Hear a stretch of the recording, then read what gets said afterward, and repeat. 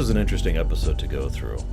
Because on the one hand, this is one of those episodes that, if I was to use, for example, Sci-Fi Debris' method of ranking for television, I would label this a must-see, because there's a sufficient amount of things in this episode that you really should see. However, it's not that simple, because it's not really that great of an episode. I mean, there's nothing wrong with it. Oh, that's not true. It's not a bad episode. But it's not a great one either, and so labeling a must-see is mostly for the sake of the arcs. It reminds me of something, though, that I wanted to bring up because some of my viewers watch some of my features that aren't this one, the one that happens on Mondays. In other words, you probably are wondering why most of my Voyager videos tend to be longer than my Babylon 5 ones, and the reason's actually very obvious. For those of you who haven't been watching my Voyager stuff, I'll go ahead and elucidate. I tend to talk about television productions and writing concepts over on Voyager. It is surprisingly enough proving, and I didn't plan this, I wish I could say I did, but I didn't plan this. It has been proving to be an excellent example of both good and bad writing, and the work and the somewhat thankless task sometimes that goes into making a television show. It has been a great demonstration of concepts of creating a creative work. Again, both good and bad throughout the course of the show. Babylon 5, by contrast, is for the most part a much better written, much better constructed, if not better presented series. As I've said before, one of the biggest things, I think I said this towards the beginning, for those of you who watched my, Why Babylon 5 video at the beginning, I had this comment that one of the greatest hardships, and I've told this to every real-life friend I have, whoever's actually watched this, one of the biggest things to overcome when watching this is the presentation. It looks a little cheaper. Because it is. They did not have as much money as certain other sci-fi shows I can name. Farscape, excuse me. I mean, I hate to compare and contrast the two because B5 was a wee bit before Farscape, but honestly, look at an episode of Farscape directly next to episode B5, and you'll probably understand what I mean by this. Now, I'm not talking about the quality of either show. I love Farscape, by the way. That's not the point I'm trying to make. But the point is, ignoring quality, the presentation values, the lighting they used, the set design they used, the directing they used, the acting they used, the costume design they used, the special effects they used, the Muppets, which were ridiculously high quality over on Farscape. All of this stuff on Farscape was very high quality presentation value. Babylon 5 tends to be much less presentation value. Now, for someone like me, I can be okay with that because the meat, the actual core of what actually matters in a television show, the content, the writing, the characters, the story arcs, the actual meat of the episode is pure gold. It's awesome. It's pure diamond, actually. Babylon 5 is an extremely well-constructed show, so I can bypass that. But I bring this up here today because I finally have something to talk about that I haven't actually talked about over on Voyager with regards to the construction of a television show. And so I finally have something to talk about that I haven't already covered, because I don't repeat myself. It just seems weird to do that. I know that of course may seem illogical to my viewers, because a viewer could logically be, well, why do I have to watch 5 years worth of Voyager episodes? It's not 5 years, but it's seasons 1 through 5 of Voyager episodes, just to get your thoughts on something like that. But it's just kind of the way my mind works, so I guess I'm terrible, and I'm sorry. But regardless of that, what I want to talk about is acting reach, okay? Some call this acting range. We're going to use that term instead, because that's actually the official term. Dwight Schultz is in this episode. He's a great actor, first of all. I just want to get that out there. I really, really, really like Dwight Schultz. You may recognize him as Reginald Barclay over in Star Trek, TNG, First Contact, and Voyager. This is funny to me. I don't remember when this episode is going live relative to Pathfinder, but for me, I've already watched Pathfinder and done my rumination on that. For those of you not aware, that's the episode in which Dwight Schultz is in it. So, and I did that yesterday by my reckoning. So it's just kind of funny to go from Dwight Schultz to Dwight Schultz like that. But he's a great actor. He's really, really good at presenting himself in the ways he presents himself. But one interesting reality that some people don't seem to acknowledge is that all actors have a range. Now, it is often considered a mark of a truly amazing actor, an actor who is just above and beyond other actors, in that their range is colossal. I'm going to go ahead and toss out an actor here, and I'm sure some of you are going to disagree with me on this, but that's okay. Ben Kingsley. Now, Ben Kingsley has tremendous range. He can play just the whole gamut. He can play someone serious, he can play someone silly, he can play a villain, he can play a good guy, he can play a fop, he can play military man, he can play just all sorts of things. It's one of the reasons, this is kind of a spoiler, just, but it's one of the reasons why in Iron Man 3 I applauded the way they presented Ben Kingsley in that, because only Ben Kingsley could have pulled off those two roles so expertly. It was very well done. That's what I mean by range. You can have an actor who's really, really good at a given type of acting, but if they won't necessarily be good at acting other types of roles. It's actually one of the reasons why typecasting, I had to think about the term, why typecasting exists. Back in the day, rewinding time a few decades, typecasting existed because certain actors would only study to become an actor of this type of a role. So they'd be typecast as that, and they'd keep getting those roles. Nowadays, you usually hear typecasting as a negative thing. Most actors don't want to get typecast. How many times have you heard about an actor who wants to try something other than what they've typecast as? I'll give you one from my generation. I'm sure some of you could understand. Jim Carrey, who was very much, he was good at the whole silly, ridiculous thing that he'd been doing up to that point in time, but he wanted to stretch out, especially since his career started differently than the whole Ace Ventura thing, for those of you who had actually seen his older stuff back in the 80s and 90s, early 90s stuff. So he wanted to stretch out. He wanted to try different types of roles. Whether or not he was good at those is a little more debatable. But my point being, there's a reason typecasting exists. Why am I bringing this up in this episode? Well, as weird as this sounds, I don't think Dwight Schultz does crazy that well.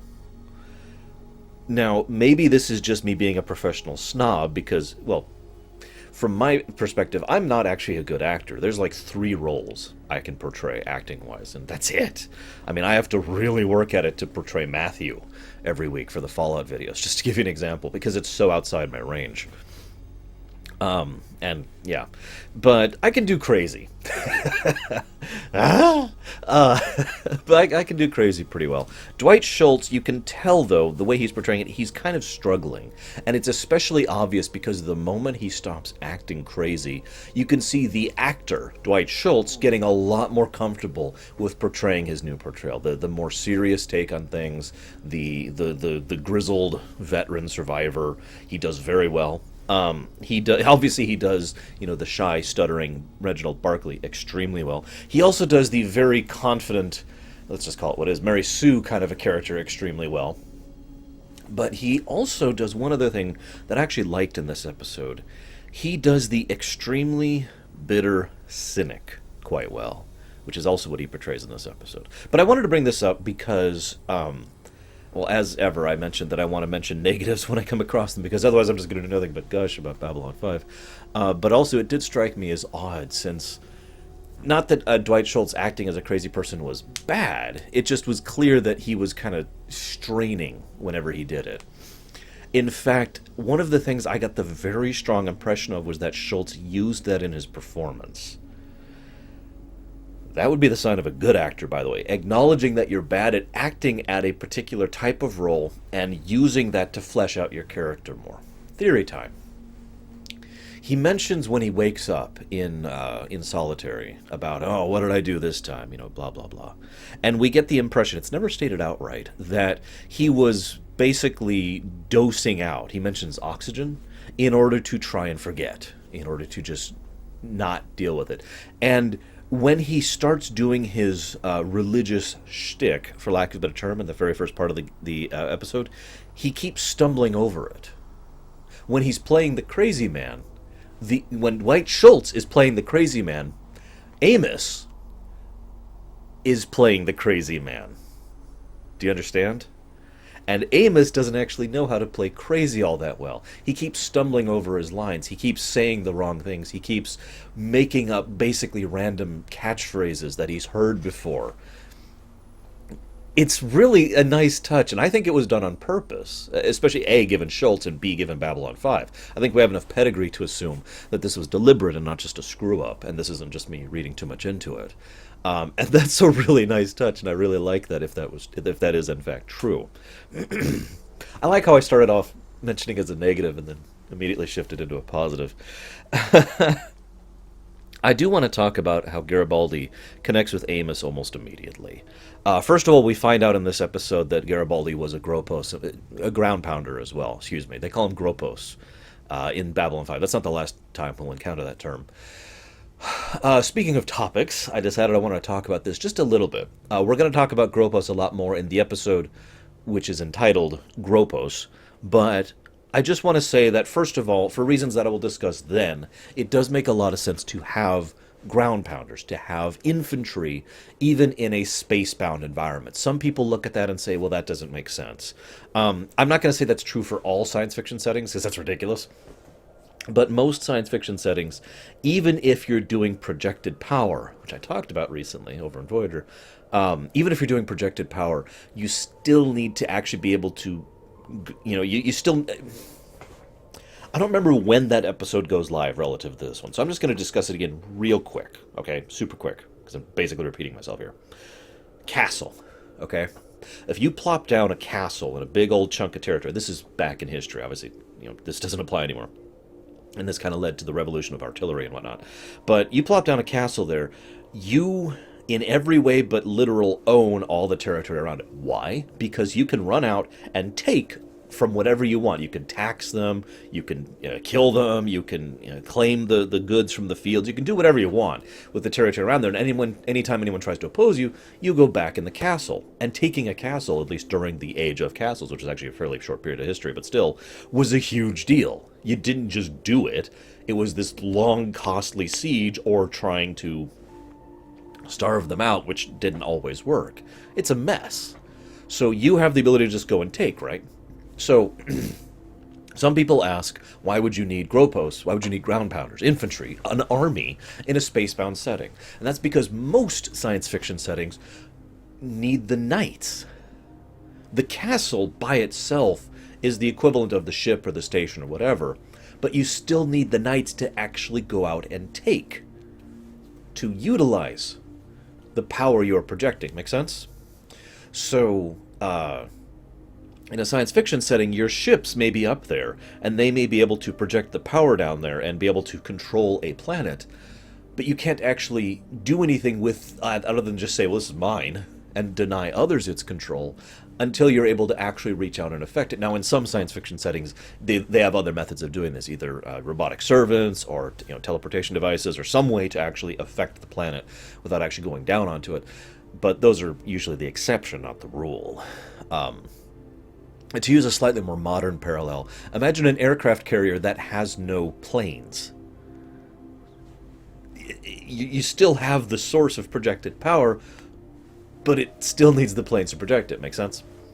Anyways, so I wanted to talk about that briefly. Like I said, I'll discuss that more in depth later. But I also want to talk about Garibaldi. First of all, the fact that he was a Gropo makes perfect sense. Like, even if I didn't already know that, because I've watched the show before, that is the kind of thing that was just like, yep, just immediately fits his personality, fits his history, no questions asked, absolutely. I also really like that he pretty much immediately takes Amos at his word. There's almost an immediate connection between the two. And it's more Garibaldi to Amos than Amos to Garibaldi, but at the same time, Amos is way more honest and way more open with Garibaldi than he is with everyone else. This also makes perfect sense, and is even in a science fiction setting, but especially, in real life as well. Or, I said that wrong.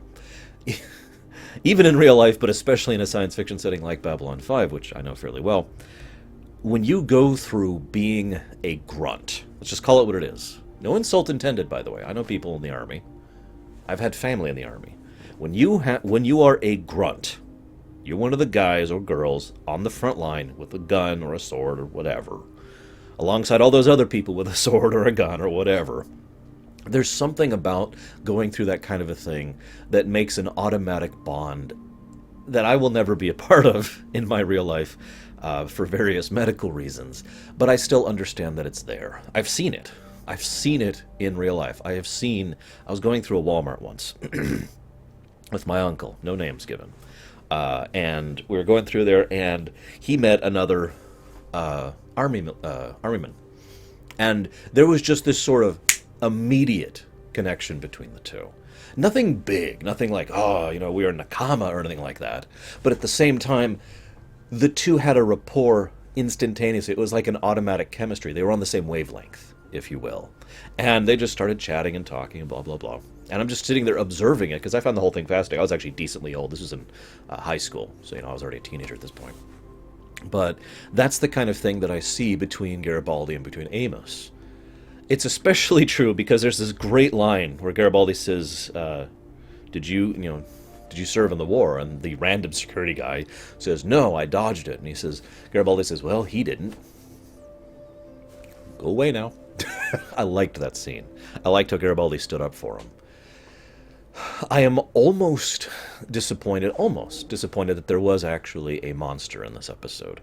Because the entire, it still works out, don't mistake me, but the idea of an episode centered around Garibaldi trying to reach out to a fellow ground pounder who has just been so emotionally and mentally destroyed because of losing his entire unit during the war, that's some heavy stuff. And there's a lot of good character stuff you can do there. But at the same time, using that very human, down-to-earth, mundane connection to establish a way to reach out to the fantastical, in this case the Soldier of Darkness, was a nice touch. Very good writing decision, actually. Because I have a note here on my notes that says it's interesting how quickly the people in charge are like, there actually is a monster. And yet if you think about it for a moment, that makes sense, doesn't it? Because Amos, a former ground pounder, relates this to Garibaldi. Garibaldi believes him. Garibaldi is a military man, ex-military, but still, and a detective, as I've pointed out many times. He isn't going to say, I agree with this, on a whim. He then presents that information to Ivanova and Sheridan, a military woman and a military man. You see where I'm coming from on this. Again, it's that rapport, it's that chemistry between them that enables them to be slightly more inclined. If this was some random guy who had no military background, I imagine there would be much more, but you hear about a vet, you hear about a combat vet talking about this, and you're a little more inclined to believe it. It's interesting because that's also dangerous, because if there was no monster, they would be inclined to believe the ravings of a madman. And yet at the same time, that could enable them to try and help him if he actually was crazy. I mean, he was crazy, but, if he was delusional, is what I mean, if there was no monster. So I like that. I have a couple of quick notes here. The I can't cry is brilliant. I have no evidence of this other than speculation. But I would love it if the actress, she's actually I looked up her name, I don't remember it right now, forgive me. The woman playing Mariah. Or is it Maria? I just watched this episode, I can never remember names. I'm going to say Mariah. The woman who played her, she's a very long-standing TV actress, but she always plays bit roles. There's a lot of actors and actresses who that's like their career. They come on to play guest roles in an episode for one episode, and then they move on to the next show. I know that sounds weird, but there are plenty of people who make a career out of that kind of thing. I speculate that she was having trouble acting as someone who just lost her husband. And so they retooled it a little bit. Threw in that line about she literally can't cry. And then the couple other things I'll be discussing in a minute to make that make sense. Because she shows this distraught and she's like literally reaching up like, I can't cry. And he has this line, and the line feels just a little bit out of place. You've been in cryostasis, so it affects your tear ducts. It feels a little bit out of place, and yet it's a great way to explain why the actress could not cry on demand. Now, I know what you're thinking. Well, why don't they just do what every other show does? For those of you not aware, on other shows, they literally go psh, psh, psh, psh, and spray you. There's a couple of different ways to do this, actually, but they'll hit you with something in the eyes, and either you'll be crying fake tears, or they will irritate your eyes so you start crying. One of the two, depending on their their preference. And there's a couple ways to do that, too. But I like this approach better. It makes it feel a little more sci-fi-y, for lack of a better term. And I know this sounds weird, but it makes it feel more natural. I have seen actors actually cry on demand. Naturally, I should say. In other words, not getting sprayed in the face. It's kind of rare. But every time I see that, I feel it. Maybe it's just because I can tell. Maybe it's because I've been involved in television or whatever. But you notice the difference. It's like when you see in film, when you see something that's made out of CGI versus something that's actually a model. You can tell the difference. We're getting closer and closer in the modern era to blurring that difference, so they're a lot closer to each other. But you know what I mean, don't you? I'll use Farscape as an example again. So many of those aliens are actually Muppets. Physical, literal things that look like they're actually there. And you can tell. And it's an automatic visual process for the human mind to say, well, that's an actual thing that's actually there. And that helps make it more believable. So for me, the fact that she wasn't crying makes that scene a little bit more believable, especially given what happens next. So at first, I actually rewatched these scenes, because I had a theory and I wanted to test it. So my first initial gut reaction, and I'm curious how many of you had the same reaction, is, so she literally goes from a scene, oh my god, my husband's dead, to, oh wow, there's so many things, oh my goodness, all this alien stuff, and then she freaks out, and then she's on her crew, all that stuff. At first I was like, oh come on, really? She just goes straight from grieving to that? Obviously she wasn't so close to her husband. Of course, if for those of you not aware, for those of you not watching this with me or who don't remember, she actually wasn't that close to her husband. That's actually mentioned in dialogue later. But the reason I bring it up is on further analysis that makes perfect sense. This is a woman who has just woken up to a nightmare. She is still struggling with things that happened to her on the ship because she was at least partially cognizant of the Soldier of Darkness, utilizing her to extend its lifespan. And this is a woman whose husband just died, and a century has passed, and now she's on a space station with aliens. By the way, she didn't know aliens existed at all when she left, and so forth and so on. In other words, this is a woman who is in pretty much, if it's a 1 to 10 on the trauma scale, the scale broke, and it fell that way a few feet. She's completely gone, is what I'm trying to say. And it shows in the way she acts, the way she reacts. She goes from just shock to another kind of shock. The scene where she's all, oh my god, all these wondrous things. You can almost see the plastic in her smile. And then she reacts to Jakar and his wonderful spreadings of joy. Very on point, by the way. Because, he does firmly believe that the horrible evil is coming back, or coming, or whatever. And then she, excuse me, then she wakes up and she's in freaking Franklin's quarters. And this is a man who she is already clearly imprinted on like crazy. Like, this is the one friendly face, the one source of stability. Of course she tries to kiss him. And yet, even in the kiss and the way they talk about it afterwards, you can tell this is just her being terrified out of her mind. And thus, all the previous scenes suddenly line up and make sense. This is a woman who is, and I have the note right here about it, flailing. Kermit flailing. No, all jokes aside, this is a woman who is so terrified, she's no longer what I would call emotionally stable. She is no longer capable of being normally functional to whatever normal is to her.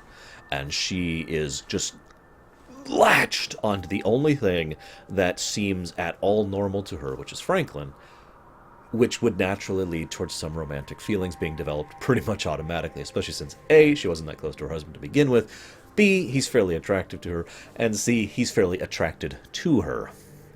In this case, I said that a little too quickly. Attractive and attracted to her is what I was trying to say. Yeah. So yeah, total imprinting going on there. I do like how they show Sheridan being a hard line to both sides, by the way. This is a minor point, and it never actually escalates, which is nice. But so we've got Franklin, who's firmly on her side, and we don't actually know if there's a monster or if it's her at the first part of the episode. So Franklin's on her side saying it can't be her, and the aliens are saying we're going to get rid of her one way or the other. What I like about this is Sheridan takes the commander stance. Again, very military perspective. He says, no, you're going to take care of this very seriously. I'm going to have 24 watching her because she might be the threat. And when they threaten her, he says, no, you're not going to threaten her because I'm going to protect her just as much as I'm going to protect you on this station. He completely hardlines both sides of the argument. And I like that because that's, again, very in character and very military. I don't usually praise the FX of Babylon 5. In fact, I bashed it in this very episode you're watching right now. But really good job on the effects of the Soldier of Darkness, I think. If you look at it in as high a def as we have access to, which is the DVD quality, you can tell that it is a guy who has a suit on, who has certain effects and basically green screen going on. But they do a pretty good job of it.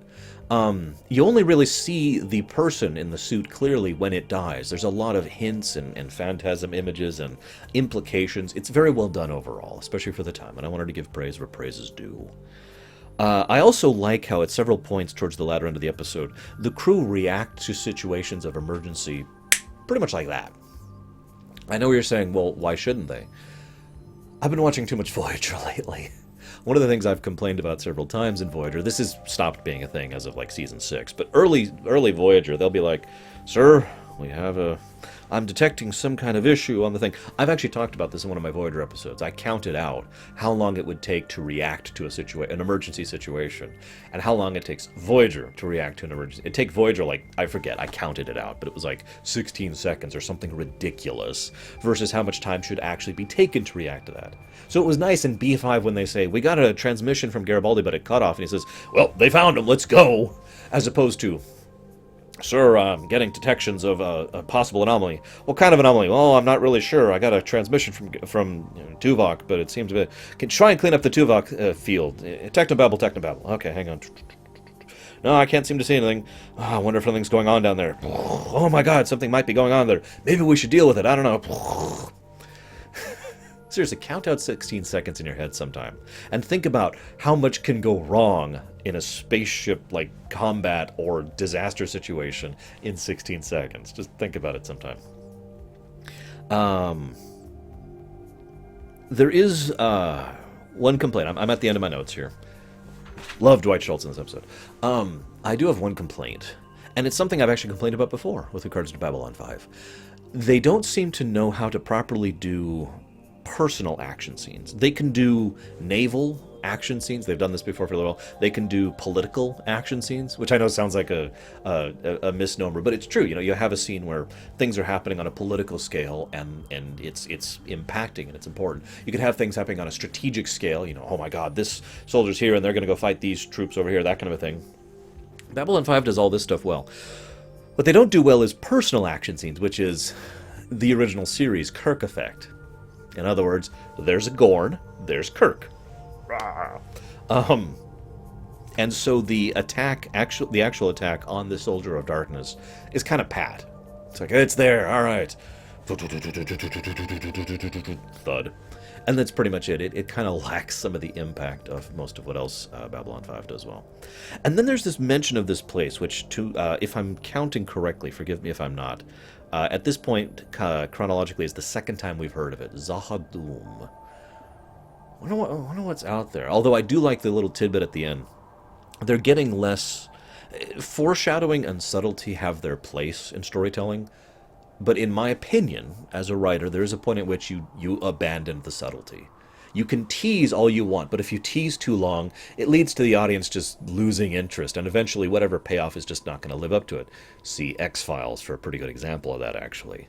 So, I like how Babylon 5 has teased for a long time, and then in this episode they pretty much flat out say, yeah, no, there's some ancient evil coming up, and there's a bunch of things that would be coincidences otherwise, but they line up just a little bit too well. So I like how they've kind of dropped the subtlety level considerably just to start saying, yeah, stuff's happening. So, with that said, I'm going to go ahead and move on to the next episode. I will see you guys next time.